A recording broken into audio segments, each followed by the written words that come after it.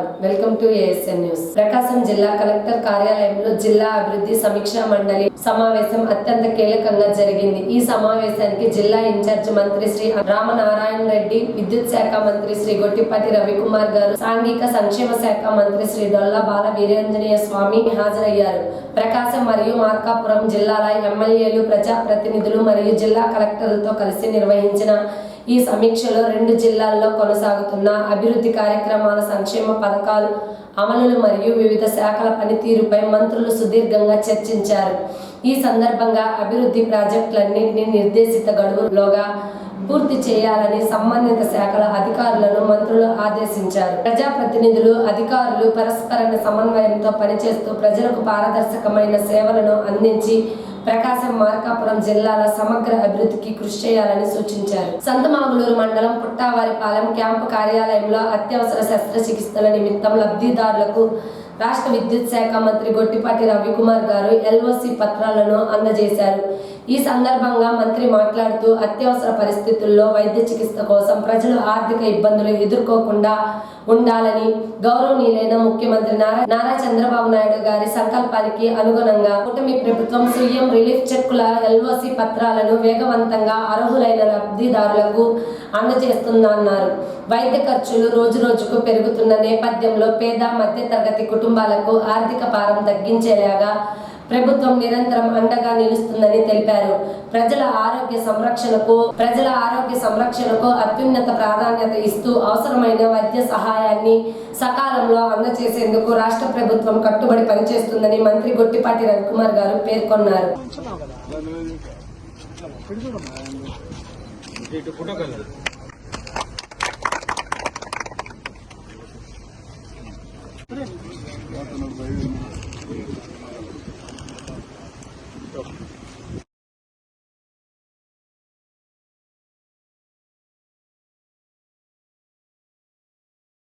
ఇటీవల మద్దిపాడు వద్ద జరిగిన రోడ్డు ప్రమాదంలో గాయపడిన అద్దంకి పట్టణ 4వ వార్డుకు చెందిన మామిడికాయల వ్యాపారి ఎర్రచెట్ల రామాంజనేయులు గారిని పరామర్శించిన అద్దంకి నియోజకవర్గ సమన్వయకర్త డాక్టర్ చింతల్పూడి అశోక్ కుమార్ గారు. వీరి వెంట వివిధ హోదాల్లో ఉన్న వైఎస్ఆర్సీపీ నాయకులు ఉన్నారు.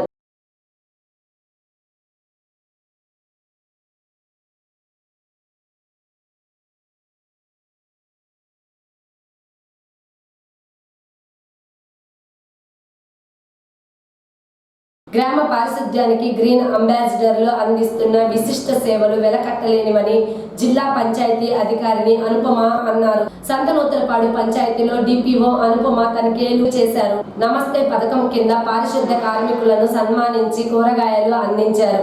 పారిశుద్ధ్య కార్మికులను ఆరోగ్య బీమా, సామాజిక భద్రతా పథకాల గురించి అవగాహన కల్పించారు. నమస్తే వెస్ట్ ఫికర్స్ యాప్ లో పారిశుద్ధ్య కార్మికుల వివరాలు నమోదుపై అవగాహన కల్పించారు. ఈ పథకం ప్రధానంగా వ్యర్థాలను సేకరించే కార్మికులు, పారిశుద్ధ్య కార్మికులకు వృత్తిపరమైన గుర్తింపు కల్పిస్తూ ఫోటో ఐడి కార్డులు, పిపిఈ కిట్లు, సామాజిక భద్రత, ఆరోగ్య ప్రయోజనాలు, నైపుణ్యాభివృద్ధి శిక్షణ అందించడం ద్వారా వారిని సాధికారికం చేయడానికి ఉద్దేశించిన కేంద్ర ప్రభుత్వ పథకమని డిపిఓ వివరించారు. గ్రామ పంచాయతీలో అమలవుతున్న పారిశుద్ధ్య కార్యక్రమాలు, డోర్ టు డోర్ చెత్త సేకరణ, తడి పొడి చెత్త వేరు చేయడం, ప్రజలకు అందిస్తున్న సేవలను పరిశీలించారు. గ్రామంలో ప్రతిరోజు తడి చెత్త మరియు పొడి చెత్తను వేరువేరుగా సేకరించి సెగ్రిగేషన్ చేసి గ్రీన్ అంబాసిడర్లకు అప్పగించాలని సంబంధిత సిబ్బందికి ఆదేశించారు. కార్యక్రమంలో ఎంపీడీఓ, డిప్యూటీ ఎంపీడీఓ, పంచాయతీ అభివృద్ధి అధికారులు, గ్రీన్ అంబాసిడర్లు, గ్రామ సచివాలయ సిబ్బంది, గ్రామ ప్రజలు పాల్గొన్నారు. ఊరి మొత్తంలో ఉన్నటువంటి చెత్తను తీసి ఊరంతటిని శుభ్రంగా ఉంచి అందరూ ఆరోగ్యంగా ఉండడానికి మీరు చేస్తున్నటువంటి కృషి చాలా శ్లాఘనీయం. అసలు చాలా ఇది మాకు. సో మీకోసం మన ప్రభుత్వం నమస్తే అనేది ప్రోగ్రాం తీసుకొచ్చింది. ఈ పథకం కింద మిమ్మల్ని అందరినీ కూడా నమోదు చేయడం జరుగుతుంది. ఈ పథకం కింద నమోదు చేసినప్పుడు మీ పథకాన్ని మీరు సక్రమంగా వినియోగించుకోవడం కోసం మీ యొక్క వివరాలతో మనకి యాప్లో నమోదు చేయడం జరుగుతుంది. మీకు ఓటీపీ వస్తుంది. బయట ఎవరికి ఓటీపీ చెప్పొద్దు. మీ ఆర్పీ గారు మీరు ఎవరైతే మీరు డీటెయిల్స్ ఎంటర్ చేస్తున్నారో వాళ్ళకి మీరు దగ్గర ఉన్నప్పుడు మాత్రమే మీరు ఓటీపీ చెప్పి రిజిస్టర్ చేయించుకుంటే కనుక మన కుటుంబంలో ఎప్పుడైనా ఎవరికైనా ఇబ్బంది వస్తే ఆసుపత్రుల్లో మనకి 5 లక్షల వరకు నగదు రహిత, మీరు నగదు ఇవ్వక్కర్లేదు, నగదు రహిత వైద్య సదుపాయాన్ని పొందడానికి మనకు అవకాశం ఉంటుంది. మీకు ఒకవేళ ఏదైనా ఇన్ఫర్మేషన్ ఇంకా మీకు కావాలి, తెలుసుకోవాలి అని అనుకుంటే కనుక మనకి హెల్ప్లైన్ కూడా ఇచ్చేది 144-78. మీరందరూ మనకి ఎప్పటికప్పుడు డిస్ప్లే అవుతూనే ఉంటుంది. మీరు దీన్ని ప్రత్యేకంగా గుర్తుపెట్టుకోకర్లేదు, ఆ పంచాయతీలో ఎవరినైనా చెప్తారు, మీకు అవసరం అయితే కనుక చూసుకోండి. అలాగే ప్రైవేట్ ఆసుపత్రుల్లోనూ మనం చెత్త బయట పడేయకుండా దీనికి ఇబ్బందుల్లో అర్థం ఏంటంటే ఇప్పుడు మనం బయట పడేస్తాం, వీళ్ళు పొద్దున్నొచ్చి తీసుకెళ్తారు. బాటిల్స్ అవన్నీ ఏంటంటే ఆ డ్రైనేజీలోకి ఎగిరిపోతుంది. ఆ డ్రైనేజీలోకి ఎగిరి ఇక్కడెక్కడ ఉండట్లేదు, అవి కాలువల్లోకి, అవే అవి చెరువుల్లోని, అవి అన్నింటిలోనూ అవే ఉంటాయి. సో అవన్నీ కూడా అద్దంకి ఓటర్ల జాబితా సమగ్ర సవరణ సరి కార్యక్రమానికి భారత ఎన్నికల సంఘం గడువును పొడిగించింది. ఈ మేరకు రాష్ట్ర ప్రధాన ఎన్నికల అధికారికి సంఘం అండర్ సెక్రటరీ సందీప్ కుమార్ ఉత్తర్వులు జారీ చేశారు. సవరించిన షెడ్యూల్ ప్రకారం బూత్ స్థాయి అధికారులు ఇంటింటి సర్వే కార్యక్రమాన్ని జూలై 24 వరకు కొనసాగించనున్నారు. హేతుబద్ధీకరణ, పునర్వస్తీకరణ ప్రక్రియను కూడా జూలై 24 లోపు పూర్తి చేయాలని నిర్ణయించారు. ఓటర్ల ముసాయిదా జాబితాను జూలై 31న ప్రచురించనున్నారు. అదే రోజు నుంచి ఆగస్టు 30 వరకు క్లైమ్లు అభ్యంతరాల స్వీకరణ చేపట్టనున్నారు. క్లైమ్లు అభ్యంతరాల పరిష్కార ప్రక్రియ జూలై 31 నుంచి సెప్టెంబర్ 28 వరకు కొనసాగుతుంది. అనంతరం అక్టోబర్ 3న తుది ఓటర్ల జాబితాను ప్రచురించనున్నారు. సంచార జాతుల వారు వారి పిల్లలను ఏ బడిలోనైనా చేర్పించుటకు తమ వంతు సహాయ సహకారాలు అందిస్తామన్నారు. సంచార జాతుల వారు పలు అంశాలు సాధన విషయమై అవసరమైన చర్యలు తీసుకోవడం జరుగుతుందని కమిటీ ఏర్పాటు చేసి నివేదికలు పొందడం జరుగుతుందన్నారు. ఆధార్ కార్డులు, రేషన్ కార్డులు, బర్త్ సర్టిఫికేట్లు, హెల్త్ కార్డులు, కుల ధృవీకరణ సర్టిఫికేట్లు వంటివి విధిగా ఉండాలని అన్నారు. కమిటీ నివేదిక ఆధారంగా అన్ని చర్యలు తీసుకోవడం జరుగుతుందని సంచార జాతుల వారు అధైర్యపడకుండా తల ఎత్తుకొని తిరగాలని సూచించారు. సంచార జాతులైన జంగం, మొండి, బండ, పాముల, బుడబుక్కల తదితర కులాల నుండి మౌనిక, లలితమ్మ, వెంకటమ్మ, శ్రీనివాసరావు, లక్ష్మ, చిన్నమ్మ తదితరులు తమ తమ సమస్యలను విన్నవించారు. సంఘ నాయకులు చెంచయ్య మాట్లాడుతూ బ్యాంకు రుణాల బ్యాంకులో లింకేజ్ లేకుండా ఇప్పించే విధంగా చర్యలు తీసుకోవాలని కోరారు. కార్యక్రమంలో BC corporation executive director Venkateswara Rao, BC welfare అధికారి నిర్మల జ్యోతి, వివిధ సంచార జాతుల సంఘ నాయకులు పొగడ్తల చిన్న వెంకయ్య, ముసునూరి కోటేశ్వరరావు, చెల్లా రామయ్య, పొగడ్తల వెంకటేశ్వర్లు, చిన్నకత్తుల రాజేష్, నాగులూరి శ్యాములు, పలువురు సంచార జాతులు పాల్గొన్నారు. అద్దంకి మండలం సింగర్కొండపాలెం గ్రామ పంచాయతీ పరిధిలో స్వచ్ఛ పథక కార్యక్రమం నిర్వహించబడుతుంది.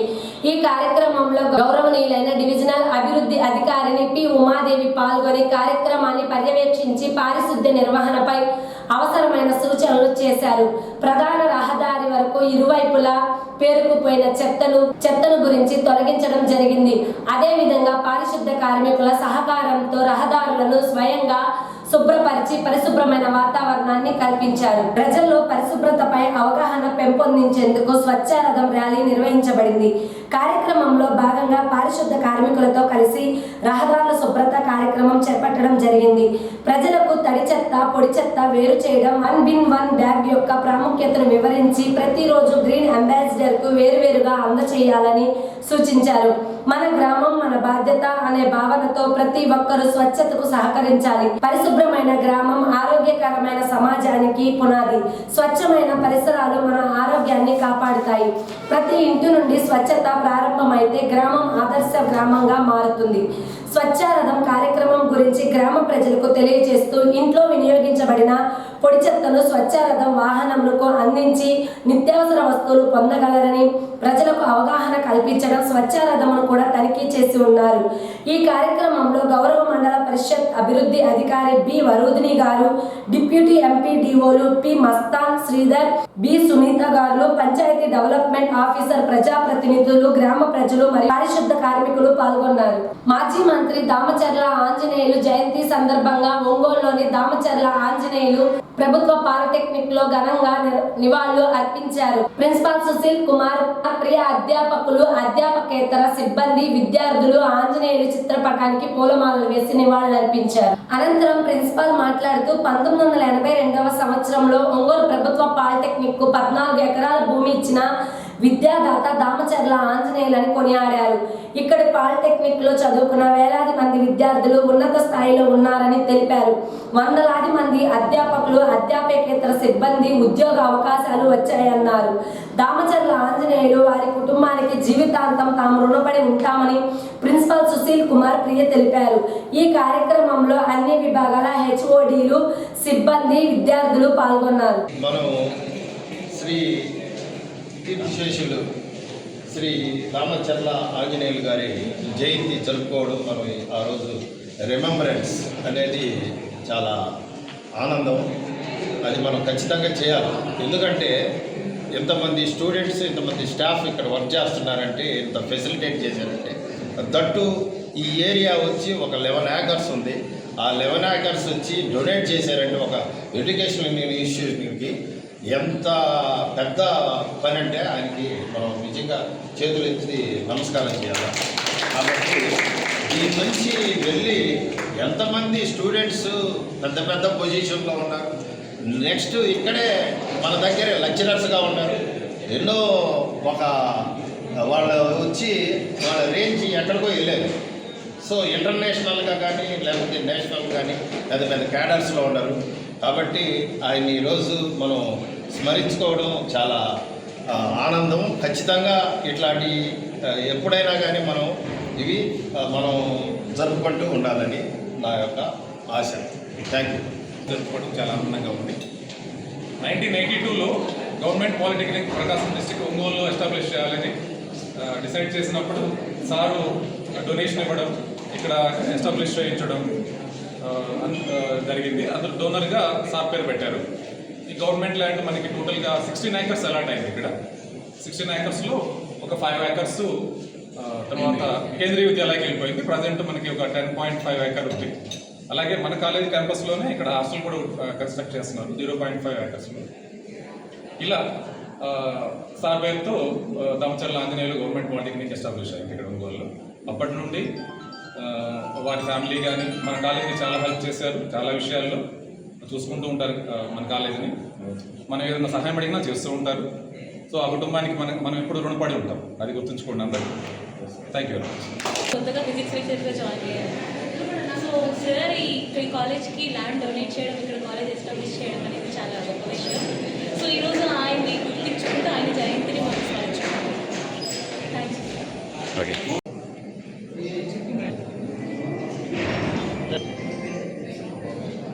Students, girls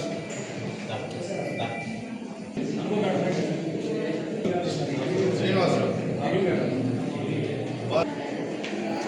office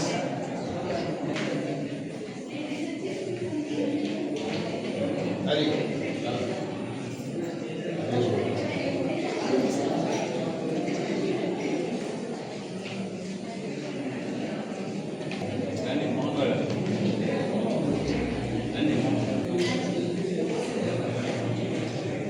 very good.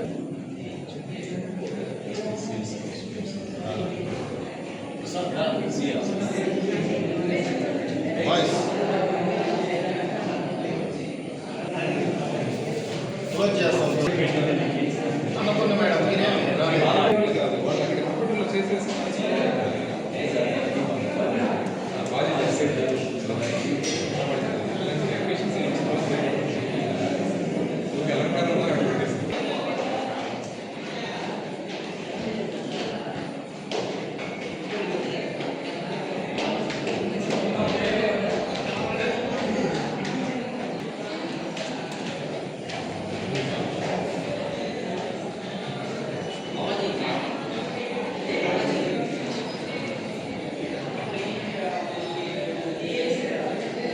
Medarmetla highway పక్కన ప్రమాదకరంగా మారిన విద్యుత్ తీగలు పట్టించుకొని అధికారులు స్థానిక ఫ్లైఓవర్ బ్రిడ్జి పక్కన సర్వీస్ రోడ్డు వెంబడి ప్రయాణించే వాహనదారులు, ప్రజలు తీవ్ర భయాందోళన కాలం వెల్లదీస్తున్నారు. రహదారి పక్కనే ఉన్న ఒక భారీ విద్యుత్ స్తంభానికి, దానికి అనుసంధానంగా ఉన్న మరో చిన్న విద్యుత్ స్తంభానికి వైర్లు పూర్తిగా పిచ్చి మొక్కలు, తీగలతో అల్లుకుపోయిన ప్రమాదకరంగా మారాయి. ఈ ప్రాంతంలో నిరంతరం వాహనాలు రాకపోకలు సాగుతుంటాయి. ఆటోలు విరివిరిగా ప్రయాణిస్తూ ఉంటాయి. విద్యుత్ తీగలను చుట్టుముట్టిన ఈ పచ్చటి తీగలు ఎప్పుడు తెగి పడిపోతాయో, ఏ క్షణంలో షార్ట్ సర్క్యూట్ జరిగి ప్రమాదం ముంచుకొస్తుందని స్థానికులు ఆవేదన వ్యక్తం చేస్తున్నారు. ప్రస్తుతం వర్షాకాలం కావడంతో ఈ తీగల ద్వారా విద్యుత్ సరఫరా జరిగి కిందకు విద్యుత్ ప్రవహించే అవకాశం లేకపోలేదు. ఇంత పెద్ద ప్రమాదం పొంచి ఉన్నప్పటికీ విద్యుత్ శాఖ అధికారులు, స్థానిక యంత్రాంగం కానీ దీనిపై దృష్టి సాధించకపోవడం గమనార్హం. ఇప్పటికైనా సంబంధిత అధికారులు స్పందించి ఆ విద్యుత్ తీగలను, అల్లుకుపోయిన పిచ్చి మొక్కలను తక్షణమే తొలగించి ప్రమాదాలు జరగకుండా ముందస్తు చర్యలు చేపట్టాలని ప్రయాణికులు, స్థానిక ప్రజలు డిమాండ్ చేస్తున్నారు.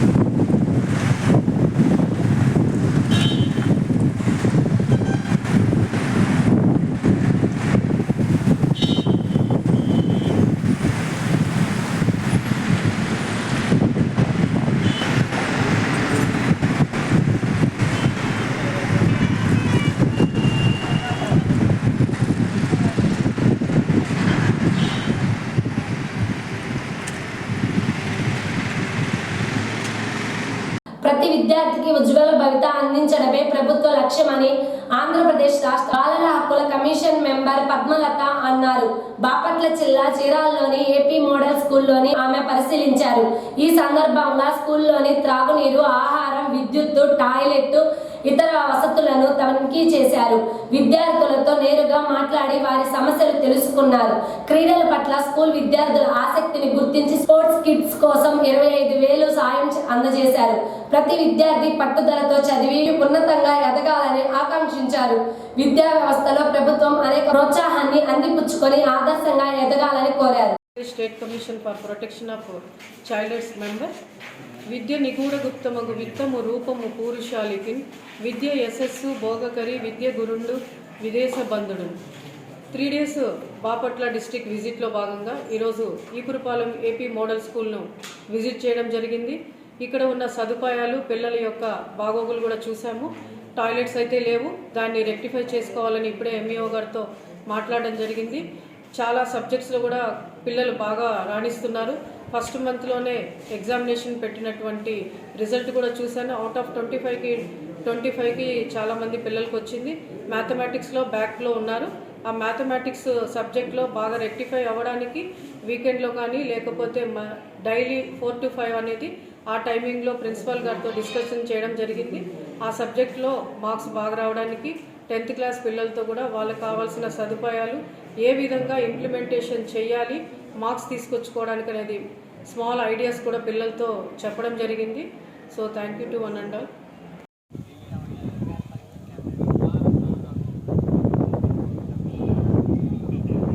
అందరికీ కూడా చాలా డెడికేటెడ్గా వర్క్ చేస్తూ ఉన్నారు. ఎక్కడ ఏ సమస్య వచ్చినా కూడా దాన్ని సరే మా అందరికీ కూడా ఆల్ ద బెస్ట్.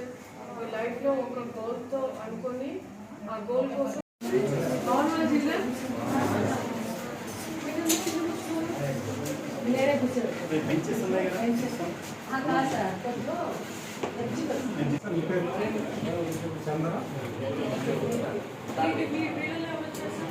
25 వచ్చిన బాయ్స్ పక్క ఏంటి పిలిపించి ఎక్కడెక్కడ ఏ ప్రాబ్లమ్స్ ఉన్నాయో ఫ్యాన్స్తో బట్టి వీటిని కూడా చేసిన పిల్లలకి ఆ స్క్రీన్ పై నుంచి ఏదైనా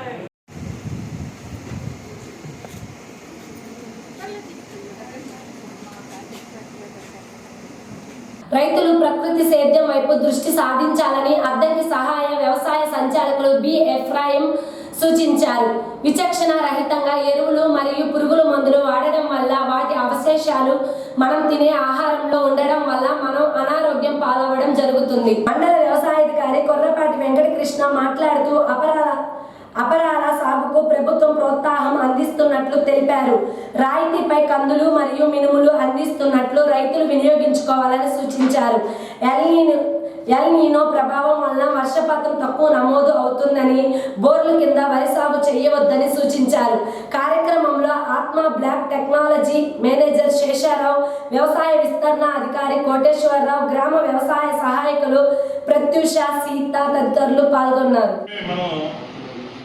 తినే ఆహారం మీద మనం కనీసం మన సొంతంగా పండించే ఉత్పత్తుల మీద పంటల మీద కూడా కొద్దిగా తగ్గించుకుంటే కూరగాయలు కూడా మీరు మార్కెట్లోకి వస్తున్న ఆకుకూరలు చూస్తే నవనవలు ఆడుతుంది. ఈ ముళ్ళమూరు నుంచి ఒక రైతు వస్తాడు, ఆటోలో తీసుకొస్తాడు, అతని దగ్గర వాడిపోయాయి మన ఆకుకూరలన్నీ వాడిపోయి ఉంటాయి. బయట మార్కెట్లో ఏంటంటే బాగా నవనవలు ఆడుతుంది. కానీ ఈ సేంద్రీయ పద్ధతితో పండించడం కొంచెం వాడిపోయి ఉంటాయి, అంత కలగా ఉండదు. అతని దగ్గర తీసుకెళ్ళిన ఆకుకూరలు 4 రోజులున్నా కూడా అంతే ఉంటుంది, అట్లానే ఉంటుంది, ఆ వాడిపోయినట్టే ఉంటుంది. ఈ నవనవలాడేదైతే అది కుళ్ళిపోదు, కాసిపోదు. అంటే అదేంటంటే రాత్రి కూడా వెళ్ళి ఉంటాడు, యూరియా నీళ్లు పెట్టి బాగా నీళ్లు కొట్టి తీసుకొస్తాడు. అది మొత్తం ఎక్కడే డ్యూరబిలిటీ ఉండదు. మనం రసాయనిక ఎరువులు, పురుగు మందులు విరివిగా వాడిని ఉత్పత్తి ఏదైనా కానీ మిరపకాయలు అయినంతే. మిరపకాయలు కూడా మనం ఇప్పుడు కొన్ని కోల్డ్ స్టోరేజ్లో పెట్టి మిరపకాయలు, రసాయనిక ఎరువులు, పురుగు మందులు వాడిన మిరపకాయలు కోల్డ్ స్టోరేజ్లో పెట్టినా కూడా సంవత్సరం 2 సంవత్సరాలకి చిన్నగా తెల్లగా మారిపోతుంది. అదే నీవు ఈ రసాయనిక పురుగు మందు తక్కువగా వాడింది డ్యూరేషన్ ఎక్కువ ఉంటుంది. దాని క్వాలిటీ అంటే మామూలుగా ఆ కలర్ కానీ ఆ సైజ్ కానీ అన్నీ కూడా పర్ఫెక్ట్గా ఉంటాయి. అందువల్ల ఏంటంటే మనం ఈ ప్రభుత్వం కూడా ఏంటంటే ఏపీసీఎన్ఎఫ్ సంస్థ ద్వారా ఇండివిజువల్ ఫార్మర్ సర్టిఫికేషన్ కూడా ఇస్తుంది. మీరు పండించే అన్నింటి కూడా రసాయనిక ఎరువులు, పురుగు మందులు తక్కువగా వాడి ఆ రెసిడ్యూవల్ కనుక లేకపోతే మీకు ఆ సర్టిఫికేషన్ కోసం మీకు మనం పంపిస్తాం. శాంపిల్ చేసి మనం బెంగళూరుకి పంపించడం జరుగుతుంది ఏపీఎస్ఓపీసీ ద్వారా.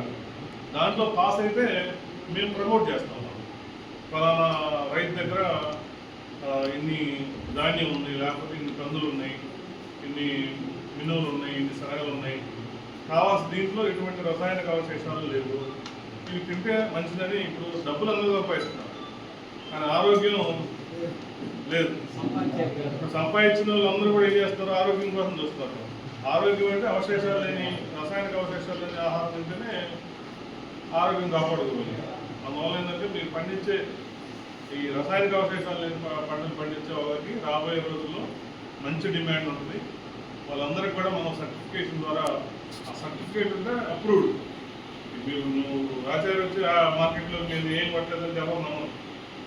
లేదు, నా ఉత్పత్తులు నేను పలానా తాడు పంపించాను, ఇదిగో నా దాంట్లో ఒక ఎటువంటి రసాయనిక అవశేషాలు లేకపోతే సర్టిఫికేట్ చూపిస్తే అని నెట్లో పెడితే ఆటోమేటిక్గా వాళ్ళు ఆన్లైన్లోనే కొంటారు, అప్పుడు నమ్ముతారు. కొన్ని కొత్త విషయాలు అంటే ఈ సంవత్సరం మొదలైన విషయాలు మనకి అందుబాటులో వచ్చింది. పోయిన సంవత్సరం ఎన్ని బస్తాలు తీసుకున్నాయి? ఈ మొన్న ఇచ్చారు, ఈ సంవత్సరం ఎన్ని బస్తాలు తీసుకున్నాం? 10 తీసుకున్నాం, 20, 15. మరి ఈ సంవత్సరం ఎంత అవుతుంది? 2-3 కన్నా ఎక్కువ. అదే నేను చూసుకున్నావా నీకు ఎన్ని వస్తాయి? 10 బస్తాలు వస్తున్నాయి, 10 బస్తాలు వస్తున్నాయి, 7 బస్తాలు ఇచ్చారు. ఈ 12 వస్తున్నాయి. పోయిన సంవత్సరం 20 తీసుకున్నాం. లెక్క 27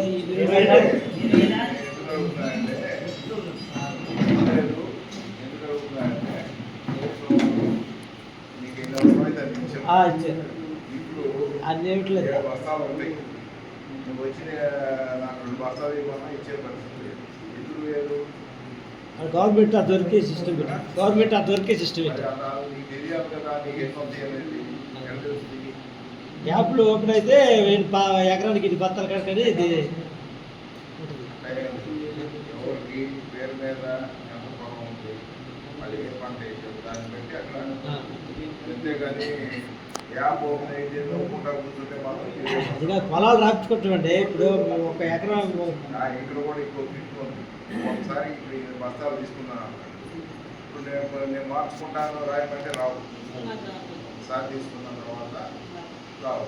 ఇది కొత్త విషయాలు మీకు తెలియకుండా అసలేం ఇబ్బంది పడతారు. అందులో నేను మీ అందరూ మీరే మీకు ఎన్ని బస్తాలు వస్తాయని చెక్ చేసుకోవచ్చు. లేదు పోయి సంవత్సరం వేసిన పంట ప్రకారం ఇచ్చారు, నాకు అట్టగాలంటే నేను పంట మార్చుకున్నాను అంటారు. మార్చుకో, తీసుకోకముందే ఒక బస్తా తీసుకున్నా మళ్ళీ మార్చుకున్నాను. ఏఎస్ఎన్ న్యూస్ ఇంతటితో సమాప్తం. నమస్కారం.